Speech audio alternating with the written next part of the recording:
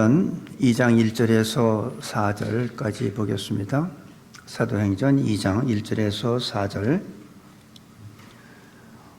오순절 날이 이미 이름에 저희가 다 같이 한 곳에 모였더니 호련히 하늘로부터 급하고 강한 바람 같은 소리가 있어 저희 앉은 온 집에 가득하며 불의 혀같이 갈라지는 것이 저희에게 보여 각 사람 위에 임하여 있더니 저희가 다 성령 충만함을 받고 성령이 말하게 하심을 따라 다른 방언으로 말하기를 시작하니라.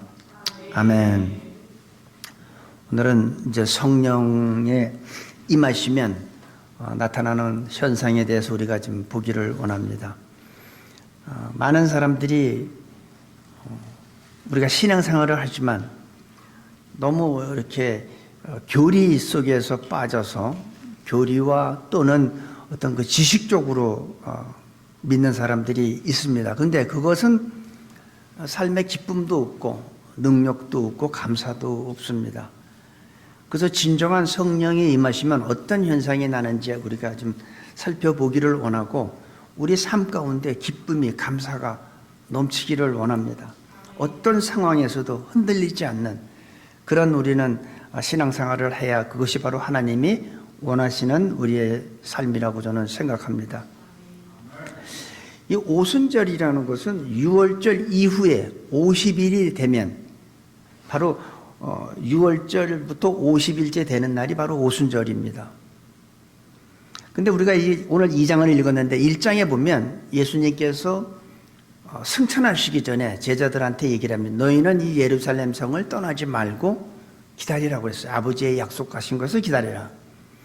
그래서 제자들이 이 오순절 전에 한 행동을 보면 세 가지 일을 했습니다. 첫 번째가 예수님이 떠나지 말라는 그 말씀에 순종했어요. 그리고 두 번째로 다락방에 모여서 마가의 다락방에 120명이라는 사람들이 모여서 전심으로 기도했다는 겁니다. 그리고 세 번째는 기도 가운데 성령께서 베드로에게 임하여 주신 명령이 있습니다. 그게 뭐냐면 예수님의 12제자 중에서 은 30에 예수님을 판 가롯 유다 대신에 한 명을 더 채우라는 거예요. 지금 가롯 유다는 자살을 했죠. 그래서 지금 11명의 제자가. 근데 성령께서는 성령이 임하기 전에 세 번째로 한 게 뭐냐면 부족한 숫자를 채워라. 그래서 마띠아라는 사람이 제비 뽑아가지고 하나님께서 마띠아를 12사도에 부족한 것을 채웠습니다. 그리고 그들은 이제 마음을 정돈하고 전심으로 합심하면서 조용히 기다리고 있는 상태입니다. 바로 그때가 오순절이 되는 때였습니다. 그래서 2장 1절에 보니까 오순절 날이 이미 이름에, 그러니까 오순절 전도 아니고 오순절 후도 아니라는 거예요. 항상 하나님은 일을 하실 때 보면 일찍 오시는 법도 없고 늦게 오시는 법도 없어요. 아주 정확한 때에 하나님은 일을 하십니다. 예수님을 좀 더 일찍 이 세상에 보내셨으면 더 좋았을 텐데 갈라디아서 4장에 보면 때가 이름에 항상 하나님의 때가 있어요. 때가 이름에 하나님께서 그 아들을 보내주셨다고 그래요. 그래서 이 믿음을 가지고 진짜 믿음을 갖고 사는 사람은 하나님의 때를 이해합니다. 압니다. 그래서 기다릴 줄 알아요. 근데 믿음이 없는 사람들은 기도하면서 조급해해. 이거 큰일 났는데 왜 하나님께서 이렇게 응답을 빨리 안 해주시지? 하나님의 때를 알면 기다릴 줄 알아야 돼요. 하나님은 언제나 정확한 때에 일을 시작하는 거예요. 그래서 우리들도 죽을 때를 알고 살 때를 알아야 돼요. 회개할 때를 알아야 되고 내가 꺾일 때를 알아야 돼요. 그 때를 모르는 사람은 어떻게 해요? 자다가 깰 때인데 이제는 내가 영적으로 깨어날 때인데 그걸 모르는 사람들은 계속 세상에서 방탕하고 죄를 짓고 살죠. 왜냐하면 때가 하나님의 때를 모르기 때문에 그렇습니다. 그러니까 우리들도 지금 현재 우리 가운데서 하나님 앞에 기도하고 간구하는 기도 제목이 있을 거예요. 나는 하나님 앞에 이 문제를 가지고 기도해. 나는 자녀 문제를 가지고 기도하고, 어떤 사람은 자기의 사업체를 가지고 기도할 수도 있고, 어떤 사람은 자기의 질병 문제로 기도할 수가 있어요. 기도하시는 분들은 기다리시기 바랍니다. 내 때가 아니라 하나님은 항상 하나님의 때에 일을 행하세요. 나는 지금 급해. 나는 지금 이때가 좋아. 근데 하나님께서 그때도 해주실 수 있어요. 우리가 간구하는 그 기도를 갖다가 지금 당장 들어주실 수가 있어.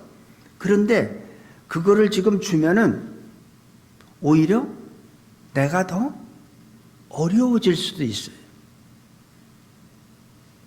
아니면 내가 교만해질 수가 있어. 난 기도만 하면 응답이 탁탁탁탁 돼. 여러분, 자녀한테, 아들 말고 딸한테 어렸을 때 부엌에 그 요리하는 그 칼을 줍니까? 어린아이한테? 안 주죠. 왜 안 줘요? 아이가 울면서 때를 써도 줍니까? 안 줘요. 왜? 위험하니까 지금 주면. 근데 애가 어느 정도 크면 어떻게 해요? 주잖아요. 다 우리가 지금 하나님 앞에 간구하는 모든 것들이 하나님은 가장 좋은 때에, 가장 최선의 때에 주시길 위해서 지금 기다리고 계신 거예요. 그 때를. 그러니까 우리들도 너무 조급해하지 마시고 하나님의 때를 기다릴 줄 아는 우리 모두가 되기를 바랍니다. 오순절날 때가 이름에 하나님께서는 놀라운 일을 하신 건데 뭐냐면 바로 성령이 바로 그날에 임하신 거예요. 그래서 2절에 보니까 후련히 하늘로부터, 어디서부터? 하늘로부터 급하고 강한 바람 같은 소리. 첫 번째, 성령께서 임하시는데 세 가지 현상이 나타나는데 첫 번째 현상이 뭐냐면 청각적인 현상이에요. 어떤 한 사람만이 들은 환청이 아니라 120명한테 다 들린 거예요. 한 사람만 들었으면 어떻게 돼요? 저 사람 병원 가봐야 돼. 이상하게 다 아무도 못 들었는데 혼자만 들었어. 그건 환청이죠. 근데 한 사람만 들은 게 아니라 120명이 다 동일하게 들었어요. 급하고 바람 소리가 아니에요. 바람 같은 소리. 사람들이 바람 소리라고 하는데 바람 소리가 아니라 바람 같은 소리가 어디서부터? 하늘로부터 내려온 거예요. 영적인 하나님의 호흡입니다. 하나님의 생기가 내려온 거예요. 그것이 내려오면서 모든 사람들한테 다 들을 수 있게끔 청각적인 현상으로 임했습니다. 들어본 자만이 아는 소리입니다. 들어보지 못한 사람은 어떻게 설명할 길이 없어요. 그런 거를 체험한 사람은, 영적으로 그런 걸 체험한 사람은요, 어떻게 이게 설명할 길이 없어. 내가 언어는 내가 다 할 줄 알죠. 근데 언어는 할 줄 알지만 이 언어를 표현할 방법이 없는 거예요. 하나님이 그래요. 하나님이 안 계신 게 아니라 하나님이 계신데 그 하나님을 내가 알고 있는 언어로 표현할 길이 없는 거예요. 제가 가끔 얘기하지만 우리가 맛에 대해서 얘기하잖아요. 소금이라는 짠맛을 갖다가 한 번도 먹어보지 않은 사람한테 짠맛이 뭐냐고 물어보면 여러분은 그 짠맛을 어떻게 설명해 줄래요? 한번 여러분이 영어로 하든 한국말로 하든 표현해 보세요. 짠맛이 뭔지. 설명할 길이 없어요. 우리가 언어는 있지만 표현할 길이 없는 거예요. 하나님이 그런 거예요. 하나님이 계시지만 내가 알고 있는 모든 언어를 다 동원해도 하나님을 설명할 길이 없어. 그러니까 어떻게 해? 소금을 주는 것을 맛봐봐. 이게 짠 거야. 쉬운 방법이죠. 그래서 신앙은 머리로 믿는 게 아니에요. 교리로 믿는 게 아니에요. 많은 사람들이 교리적으로 하나님을 믿고 예수님을 믿고 성령을 믿기 때문에 능력이 있는 삶이 없는 거예요. 그래서 저희 교회에서는 구원의 확신이 중요하지 교리문답을 해가지고 집사 안 줘요. 그 머리 좋고 그런 사람들은 하루 저녁만 이렇게 보면 시험 보면 다 붙지. 그러면 다 집사 되고 다 되게? 안 해요. 기독교 교리는 중요하지만 교리적으로 믿으면 안 된다는 겁니다. 100번 성령에 대해서 설교를 들으면 뭐 합니까? 이해 못 해요. 근데 한번 체험하면 알지. 그래서 옛말에 있잖아요. 백문이 불여일견이라고. 100번 내가 성령에 대해서 설교 듣는 그거보다 한번 체험하는 게 진짜 내 신앙에 도움이 되고 확신이 갖게 되는 거예요. 성령의 바람은 바로 하나님의 호흡이고 바로 하나님의 생기입니다. 그 생기가 나한테 들어와야 내가 살아나는 거예요. 하나님의 호흡을 우리는 다 체험해야 됩니다. 하나님의 호흡이 다락방에 임하신 것처럼 오늘 저는 이 자리에도 우리는 120명이 아니지만은 이 자리에도 동일하게 하나님의 호흡이 우리 각 사람한테 임하게 됐으면 좋겠습니다. 예수님을 이런 어떤 사상이나 철학, 교리로 믿지 마시기 바랍니다. 마음에 자꾸 어떤 하나님을 광대하신 그 하나님을 자꾸 이 좁은 공간에서 찾으려고 그러죠. 어떤 신앙 서적에서 찾으려고 그러고. 이 성경은 하나님의 말씀이지만 이 성경에 있는 내용이 하나님 다는 아니에요. 이 성경은 하나님의 우리한테 보여준 거예요. 하나님은 영이시기 때문에 볼 수가 없어요. 그래서 이거는 계시라고 그러죠. 하나님이 자신을 나타내 보이신 거예요. 문자로. 근데 여기에 나타나 보인 거는 우리들한테 필요한 만큼만 보여주신 거지 하나님 전체가 아니라는 거죠. 하나님은 이 성경 안에 계시지만 이 성경 밖에도 계시다는 거죠. 우주 만물에 존재하시는 하나님이니까. 분명한 거는 나는 신앙생활 하면서 마음속에 기쁨이 과연 있는가? 감사가 있는가? 그것이 우리들이 나의 신앙을 한번 진단해 보는 거라고 저는 생각해요. 나는 교리로 믿는 건 아닌가? 어떤 이론적으로 머리로만 믿는 건 아닌가? 머리로 믿는 거는요, 사람마다 물론 다 다르겠지만 저는 여러분들이 아무리 많이 서적을 읽는 것보다 한번 체험할 수 있는 여러분들이 되시기를 진짜 간절히 바랍니다. 그 다음에 두 번째 현상을 보면 3절에 불의 혀같이 갈라지는 것이 저희에게 보여 각 사람 위에 임하여 있더니, 두 번째로는 첫 번째는 청각적이면 두 번째는 시각적이에요. 처음에는 들렸어. 바람 같은 소리가 들렸는데 이제는 눈으로 볼 수 있는 거예요. 불의 혀같이 갈라지는 것. 성령이 임할 때 이렇게 여러 현상으로 나타나는 걸 우리가 볼 수가 있어요. 불의 혀 같은 것이 저희에게 보였습니다. 거기 모인 사람들에게 불이 혀같이 갈라지면서 각 사람 위에 120명 위에 다 한 사람도 빠짐없이 다 그것이 임하는데 그것을 그들이 봤다는 거예요. 한 사람만 본 게 아니라 다 본 거예요. 우리들도 이런 성령의 역사를 볼 수 있게 되기를 바랍니다. 우리는 각자에게 주시는 성령님의 음성을 듣고 그분의 마음을 느낄 수 있어야 돼요. 그분의 마음을 느끼지 못하니까 우리는 어떻게 해요? 내 감정대로, 내 생각대로 우리는 행동하고 우리는 말을 하죠.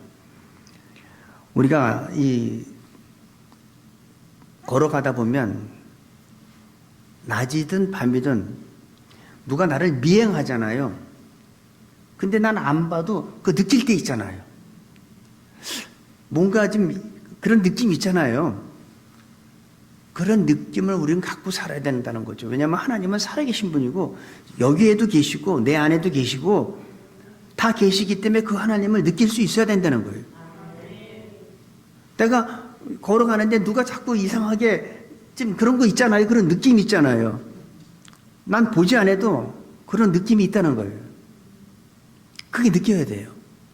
하나님은 살아계신 분이고 지금 여기 계신 걸 우리는 느끼고 살아야 된다는 거지. 여기서뿐만이 아니라 우리가 삶 가운데서, 내 직장 가운데서, 내 가정에서 하나님이 거기에도 계시다는 걸 우리가 느낄 때 우리의 행동이 달라지는 거예요. 교회에 올 때만 하나님 계시고 집에는 하나님이 없다고 생각하니까 내가 내 마음대로 내가 하고 싶은 대로 원래 내 성격대로 다 하는 거지.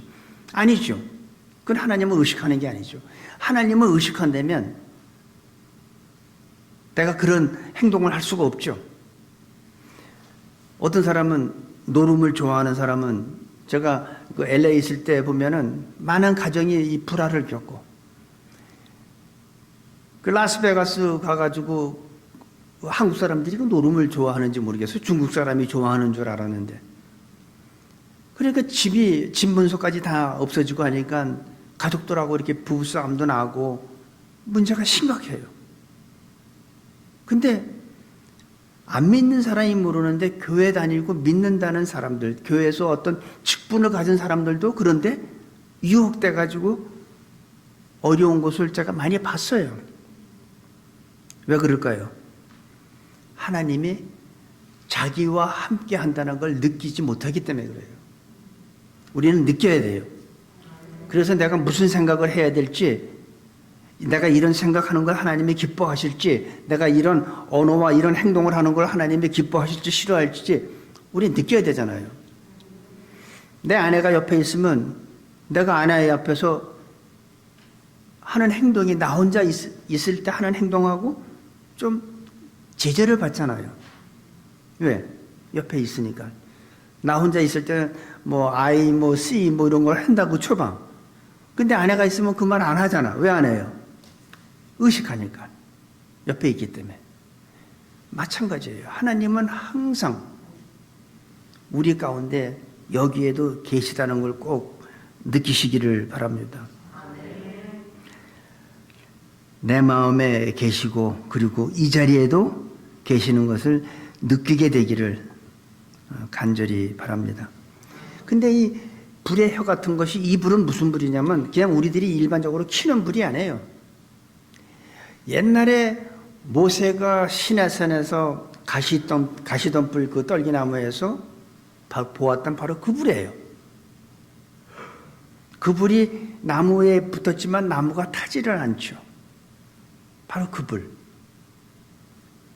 갈멜산에서 엘리야가 바알 선지자 450명하고 대결할 때 하늘로부터 내려왔던 그 불, 바로 그 불입니다. 그 불이 바로 지금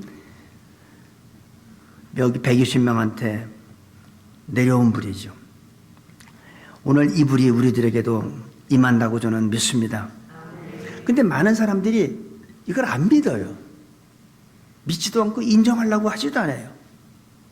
심지어는 성경을 가리키는 어떤 사람들이 또 그런 얘기도 해요. 아, 그거는 구약시대에 있었던 거고 오순절날 임했던 거는 그 사건은 2000년 전에 하나님께서 교회를 만드시기 위해서 그때 한 번 있었던 것이지 지금은, 요즘에는 그런 현상이 없다고 얘기하는 분도 있어요. 참 안타깝죠. 그 하나님은, 구약에 있던 하나님은 신약에도 있고 지금 말세인 지금도 똑같이 계세요. 똑같이 능력 행하세요. 그 불은 지금도 있어요. 많은 사람들이 하나님을 안 믿는 게 문제가 아니라 하나님의 능력을 제한하는 게 문제예요. 성령이 없다고 얘기하는 게 아니라 성령의 능력을 제한해요. 그래서 예수님이 뭐라고 그랬어요? 누구든지 나를 부인하고 내 말을 거역하는 것은 용서를 받지만 성령을 거역하는 자는 지금과 앞으로 올 내세에서도 용서받지 못한다고 그랬어요. 성령을 회방하면. 가장 문제가 우리는 성령을 부인하는 게 아니에요. 하나님을 부인하고 하나님을 안 믿는 게 아니야.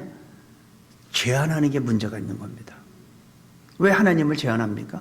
하나님의 능력을 왜 우리가 우리의 머리 가지고 우리의 지식 가지고 자꾸 제한하잖아요. 그 당시에만 있었던 거지. 요즘에는 그런 거 없어. 어떤 분이 방언은 그 당시에 있었지 지금은 방언 없다고 그러는데 자기 와이프가 방언 받았으니까 어떻게 해요? 할 말이 없는 거지.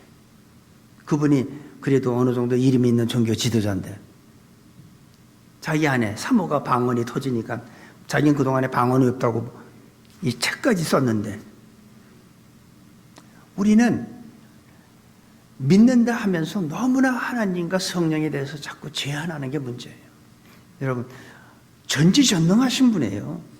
제한하지 마세요. 성령님 오늘도 이 시간 그 불로 인해서 우리의 삶을 주장하시고 교회를 움직이고 계시는 거예요. 그 불이 우리로 하여금 능력 있는 삶을 살게 하는 겁니다. 오순절의 성령 바람 같은 소리, 오순절의 불, 바로 우리들이 사모해야 할 불이고 바람입니다. 우리가 체험해야 될 것들이에요. 이걸 체험하지 않으면 내 신앙생활이 자꾸 시간이 지나가면서 우리의 믿음이란 것은 제자리가 없어요. 내가 믿음은 더 성숙해지든지 더 떨어지든지예요. 제자리는 없습니다. 내가 옛날에 믿음 생활이 이 정도 했다고 지금도 이 정도가 아니에요. 더 성숙했든지 더 내려갔든지죠. 여러분 흐르는 물 한번 쉽게 제가 이해를 돕기 위해서 한번 예를 드릴게요. 흐르는 물에 내가 배를 타고 내가 노를 젓는다고 한번 해봐요. 내가 노를 지으면 그 방향으로 배가 움직이겠죠. 계속 천천히라도 계속 지면 어떻게 해요? 계속 배는 가죠. 근데 내가 힘이 들다고 좀 쉬어야겠다고 좀 노를 짓던 거를 다 내놓고 그냥 가만히 있으면 어떻게 될 거예요? 그 배는 그 자리에 있는 게 아니에요. 물길의 흐름에 따라서 다시 흘러가요. 마찬가지예요. 우리는 신앙생활을 계속 지속적으로 하려면, 믿음 생활을 계속 하려면 끊임없이 우리는 노를 져야 돼요. 힘들어도. 그래야 전진하는 거예요. 내가 중간에 딱 놓으면, 기도생활 놓고 성경 공부 놓고 다 놓으면 나는 이제 현 내 위치의 믿음 생활이 거기가 아니라 저 밑으로 흘러내려가는 거예요. 바닥까지 내려가는 거예요. 우리들이 오순절 사건은 우리들 각 사람이 한 사람 한 사람이 체험해야 될 것들입니다. 그래야 우리가 어떤 상황 속에서도 흔들림 없이 감사하고 하나님을 신뢰할 수 있는 거예요. 그리고 조급할 필요가 없잖아요. 왜? 나는 기도했으니까 그분이 가장 나한테 좋은 때에 응답해 주실 거니까. 그게 믿음이잖아. 근데 우리는 지금 2주 남았습니다. 하나님 2주. 뭐 카운트다운하나 뭐 로켓 발사하나 뭐 카운트다운하고 있어. 이제 1주 남았습니다. 관계없어요. 하나님은 그거하고. 하나님이 가장 좋은 때에 우리한테 응답해 주시는 거지 내 때가 아니라는 거예요. 그래서 여러분들 지금 기도하는 것들이 있겠죠. 있지만 조급해하지 마시고 믿음 가지고 기다리시기 바랍니다. 그러면 하나님께서 가장 최고의 좋은 때에 가장 좋은 곳으로 응답해 줄 겁니다. 그 다음에 4절에 보면 저희가 다 성령의 충만함을 받고 성령의 말하게 하심을 따라 다른 방언으로 말하기를 시작하니라. 여기서 세 번째 현상은, 첫 번째 현상은 청각적이고 두 번째 현상은 시각적이죠. 세 번째 현상은 우리 몸으로 성령께서 우리 몸을 만지기 시작해요. 그래서 우리 입에서 말이 나오는데 내가 하고 싶은 말을 하는 게 아니라 여기 보니까 성령의 말하게 하심을 따라, 성령의 말하게 하심을 따라 다른 언어들로 말하기를 시작하니라. 모든 사람한테 이 성령이 임하면서 다 성령 충만함을 받고 하나님께서 우리를 각 개개인한테 이제는 입을 열어주세요. 근데 그 입에서 나오는 말들을 보니까 내 생각의 말이 아니야. 내가 보통 때 사용하던 말이 아니야. 성령께서 말하게 하심을 따라서 말들을 하게 되는 거예요. 그러니까 성령 체험한 사람은 어떻게 해요? 언어가 바뀌는 거예요. 내가 과거에 쓰던 언어를 쓰는 게 아니라는 거죠.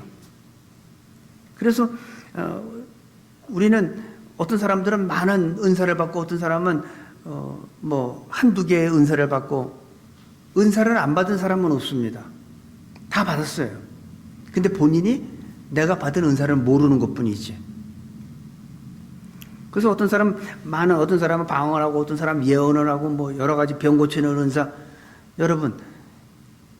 여러분한테 병 고치는 은사를 하나님이 주셨어. 아픈 사람한테 기도하면 하나님이 그 은사를 줬기 때문에 하나님이 고쳐주셔. 그 은사를 가지신 분이 기도하면. 근데 내가 병 고치는 은사를 받았는지 내가 어떻게 알 수 있어요? 아픈 사람을 놓고 내가 기도해봐야 나오죠. 방언은 그 즉시 나타나잖아요. 모든 사람이 저 사람 방언 받은데 알잖아요. 근데 내가 병 고치는 은사를 받은 거를 아무도 몰라. 나도 몰라. 어떤 사람은 그런 좋은 은사를 받고서도 죽을 때까지 한 번도 사용 안 하는 사람이 있다는 거예요.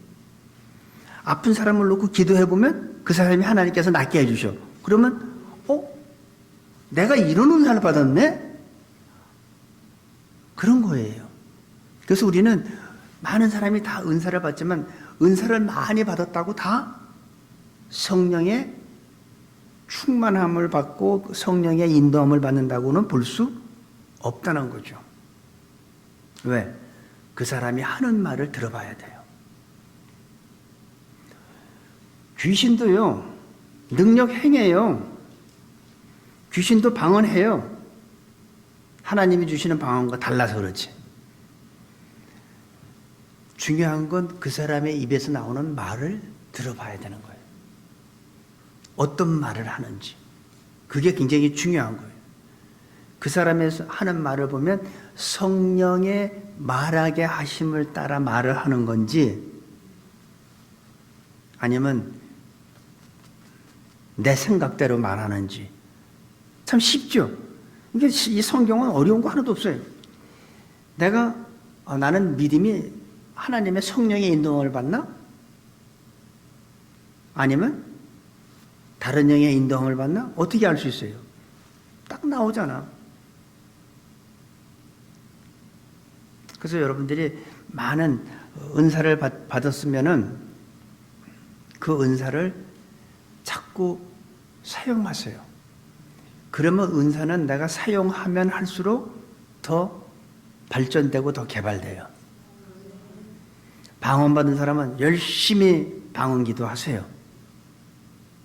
왜냐하면 그 방언 기도는 알아듣는 자가 없어. 오직 하나님만 알아들어. 방언을 하는 나도 몰라. 무슨 기도하는지 나도 몰라. 하지만 내 영이 하나님께 비밀을 말하는 거예요. 그래서 방언 기도는 마귀가 막을 방법이 없어. 알아야 막지. 무슨 기도인지. 그거는 또 잠깐 여러분들이 잠깐 좀 그거는 확인하고 좀 가는 게 좋을 것 같습니다. 제가 고린도전서 14장 2절을 제가 읽을게요. 방언을 말하는 자는 사람에게 하지 아니하고 하나님께 하나니 이는 알아듣는 자가 없고 그 영으로 비밀을 말함이라. 자, 고린도전서 14장 2절에 그렇게 되어 있어요. 알아듣는 자가 없어. 나도 몰라. 근데 내 영이 하나님께 비밀을 말하는 거예요. 그러니까 알아듣는 자가 없고 막을 자가 없기 때문에 방언 받은 사람들은 방언 기도를 하세요. 하나님 앞에. 근데 그렇게 하면은 하나님께서는 처음에는 내가 방언 기도할 때 나는 모르지만 고린도서 14장에 보면 내가 못 알아들어도 하라는 거예요. 그리고 뭘 기도해요? 통역하기를 하나님께 기도하라는 거예요. 그러면 내가 무슨 기도하는지 하나님께서 또 통변의 은사까지 주니까. 그리고 방언은요, 믿는 사람보다는 믿지 않는 사람을 위해서 준 거예요. 믿는 사람보다는 믿지 않는 사람. 그래야지 자, 보세요. 다시 볼게요. 고린도전서 14장 22절. 그러므로 방언은 믿는 자들을 위하지 않고 믿지 아니하는 자들을 위하는 표적이나 예언은 믿지 아니하는 자들을 위하지 않고 믿는 자들을 위함이니. 방언은 믿지 않는 자들한테 표적을 보여주는 거예요. 하나님이 어디 있어? 나 그런 거 안 믿어. 그런데 어느 순간에 성령께서 내 혀를 확 움켜잡고선 방언을 하기 시작하면 내가 하는 게 아니잖아요. 내 몸에 붙어있는 지체지만 내 마음대로 안 돼. 하나님께서 확 잡아서 틀어버리면 나도 모르는 이상한 언어가 막 나와요. 내가 멈추려도 안 멈춰져요. 그런 사람들이 어떻게 했어요? 이게 진짜 뭔가 있구나. 내 신체의 일부를 내가 조종할 수가 없어. 굉장한 분이 계시다는 걸 부인할 수가 없잖아요. 그래서 방언은 특별히 믿지 않는 자들을 위한 표적이에요. 하나님이 이렇게 살아계시다는 거예요. 성령이 각 사람의 몸을 만지기 시작했습니다. 내 삶 속에, 내 몸 속에, 내 머릿속에 성령이 임하는 겁니다. 물론 교리적으로 하나님, 예수님, 성령님 계시다는 것, 그건 객관적인 진리예요. 맞아요. 그건 사실이에요. 하지만 그것이 나한테 무슨 의미가 있냐는 거죠. 그렇게 알고 있는 건 하나님도 살아계시고 예수님도 살아계시고 성령님도 살아계시다는 걸 내가 교리적으로 배워서 알아. 그거는 객관적인 진리임에는 틀림이 없지만 나하고는 아무 관계가 없다는 거예요. 나하고 무슨 의미가 있습니까? 그것이 그 교리가 나한테 내 삶을 변화시켜 줍니까? 내 행동을 변화시켜 주나요? 내가 좌절하지 않고 어떤 상황 속에서도 내가 주님만 신뢰하고 내가 승리하며 살아갈 수 있나요? 예수 믿는 사람들은 쓰러지면 안 돼요. 어떤 상황 속에서도. 그건 눈에 보이는 것은 허상이에요. 마귀는 어떻게 하든지 나를 쓰러뜨리려고 무릎 꿇게 하려고 그런 현상을 보여주지만 그거 보고 여러분 놀라지 마세요. 마귀는 천사한테도 상대가 안 되는 존재예요. 그래서 내 안에 계신 분이 어떤 분이 계세요? 전능하신 하나님의 영이 계시잖아요. 그러니까 우리한테 뭐라고 그래요? 마귀를 대적하라. 그리하면 너희를 피하리라. 마귀가 나를 무서워할까요? 나는 안 무서워하지. 근데 내 안에 계신 분을 무서워하지. 그러니까 여러분 앞에 삶 가운데 조금 이렇게 현상이 힘들면 주저앉지 마세요. 그건 허상이에요. 나가세요. 대적하고 이기세요. 그러면 그들은 피하게 되어 있어요. 나를 보고 피하는 게 아니라 내 안에 계신 분을. 머리로 믿고 인정하는 것은 우리한테 아무런 의미가 없습니다. 병든 내 몸속에, 죄악된 내 몸속에, 죽을 수밖에 없는 이 몸속에 지금 그 거룩하신 영이 들어왔다는 게 중요한 거예요. 들어와서 어떻게 해요? 나를 바꾸기 시작해요. 그래서 성령이 임하면 우리가 성령의 열매가 9가지가 있죠. 이거는 한 열매예요. 9가지의 다른 열매가 아니야. 우리가 포도를 한 송이라고 그러지. 근데 한 송이에 포도알이 얼마나 많이 있습니까? 똑같은 거예요. 성령의 열매 한 송이인데 그 한 송이에 사랑과 희락과 화평과 오래 참음, 자비, 양성, 충성, 온유, 절제 이게 달려있는 거예요. 한 송이에요. 그러니까 나는 오래 참으면 할 수 있는데 사랑은 난 못하겠어. 그 틀린 말이라는 거죠. 사랑 못하면 오래 참을 수가 없어. 충성할 수가 없어. 절제할 수가 없는 거예요. 성령의 열매는 9개로 나오지만 이 9개는 하나의 열매라는 거예요.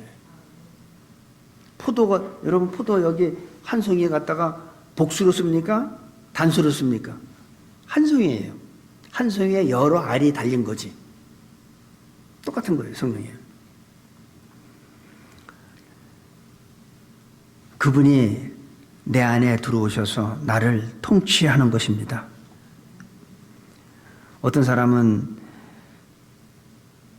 성령의 충만을 받고 어떤 사람은 예언하고 방언하고 하는 여러 가지 어떤 능력 행하고 기적을 행하고 이런 게 많이 있지만 중요한 거는 무슨 말을 하는지 들어봐야 된다는 거예요.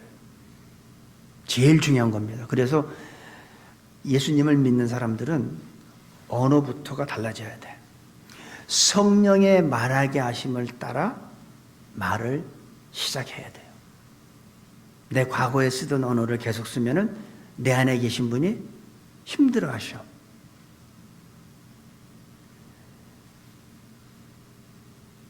가장 중요한 거는 내 생각, 내 감정을 말하는 것이 아닌 겁니다. 왜? 나는 예수 믿기 전에 나는 내가 그리스도와 함께 십자가 못 박혀? 난 죽었어요. 과거에 나는 죽었어. 그리고 이제 내 안에 누가 살아요? 그리스도께서 사시는 거예요. 그분이 나를 통치하기 시작하는 거예요. 내가 자동차를 운전할 때는 스피드를 많이 내가 스피드 티켓을 많이 받았어. 근데 이제는 그 운전대를, 내 삶의 운전대를 내가 운전할 때는 사고도 냈고 뭐 티켓도 많이 받았는데 그 운전대를 이제 나는 내려놓고 주님한테 내 삶의 운전대를 맡기니까 너무 안전하게 운전하시고 나 삶을 보호해 주시고 다 바뀌는 거예요. 바뀌어야 돼요. 그게 성령의 지배받는 거예요. 성령 충만하다는 것은 한 번 반짝하고 끝나는 게 아니에요. 날마다 계속 지속적으로 삶 가운데 이루어질 때 바로 그 하나님이 우리 같은 사람을 쓰시는 거예요. 놀라운 일을 하시는 거예요. 그래서 사도행전 1장 8절에 뭐라 했어요? 오직 성령이 너희에게 임하시면 너희가 권능을 받고, 뭘 받아요? 권능. 그 권능이 뭐예요? 죽은 사람 살리는 거예요? 아니요. 그 권능은 예루살렘과 온 유다와 사마리아 땅끝까지 이르러서 예수님을 증거하는 거예요. 예수님의 증인의 삶을 사는 거예요. 그러니까 권능은 뭐냐면 죽어있는 영혼한테 예수님을 전도해서 그 영혼을 살리는 거야. 많은 사람들이, 부모님들이 자기 자식들한테 그냥 돈 많이 벌어서 재산 물려주려고 하는데 그거 중요하지 않아요. 그 재산 100살 넘으면 그 자식도 죽어요. 죽은 후에는 어떡할 거예요? 그런 재산이나 재물 물려주는 게 아니라 예수님을 물려줘야 돼요. 그게 성령 체험한 사람들이 하는 첫 번째 행동이에요. 권능. 그러면 어떻게 해요? 사랑할 수 없는 사람은 사랑해야지. 내가 다른 사람은 다 전도해도 내가 저 인간은 내가 전도 못해. 저건 지옥 가야 돼. 그거는 안 된다는 거지. 그렇게 하려면 어떻게 해요? 먼저 그 사랑할 수 없는 사람을 사랑하는 능력이 나한테 나와야지. 그게 하나님의 능력이에요. 용서할 수 없는 사람 용서하는 거죠. 그게 그 능력이에요. 꼭 병든 자 고치고 뭐 움직이지 않고 안진뱅이가 일어나고 그것만 능력이 아니에요. 그거보다 더 큰 능력은 사랑하는 거예요. 사랑하는 거예요. 그래서 아직도 예수님을 모르는 가족 중에 부모나 형제나 남매지간에 아직도 예수님을 모르고 있는 그 사람 보면 마음이 아프잖아요. 저러다가 저 사람 어느 날 갑자기, 죽음이란 것은 예측할 수가 없잖아요. 얼마 전에도 총기 사건 났지만 그 누가 알았겠어요? 그 사람들이 그날 아침에 나올 때 오늘 총기 자기가 사고로 죽을 줄 알았나요? 몰라요. 어린아이든 초등학생이든 뭐 나이가 많든 젊은 사람이든 죽음은 언제 올지 아무도 몰라요. 죽기 전에, 죽음이 그 사람한테 닥치기 전에 우리가 해야 될 건 첫 번째로 예수 증거하는 거예요. 이게 바로 오순절날 성령이 임하고 120명한테 청각적으로 시각적으로 각 사람의 몸을 만져서 주신 성령이 임한 그 목적이 뭐냐면 결국은 예수 증거하라는 거예요. 예수 증거하기 위해서는 내가 달라져야 된다는 거죠. 내가 보는 사람마다 내가 나쁜 행동하고 사기나 치면서 예수 믿으라 그러면 안 믿죠. 나의 삶이 바뀌어야 되고, 적어도 부부간에 서로 섬기고 존경해야 되죠. 무시하지 말고 자녀들한테 자녀들한테 격놓게, 자녀들 화나게 하지 마세요. 하나님이 나한테 주신 우리 가정의 자녀지만 내 자녀이기 전에 하나님의 딸, 하나님의 아들이에요. 하나님께서 나한테 맡겨주신 거예요. 양육하라고. 그래서 자녀한테 함부로 때려도 안 되고 폭행해도 안 되는 거예요. 왜? 하나님의 자녀이기 때문에.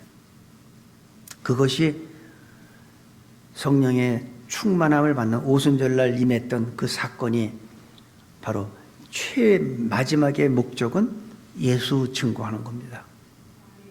저는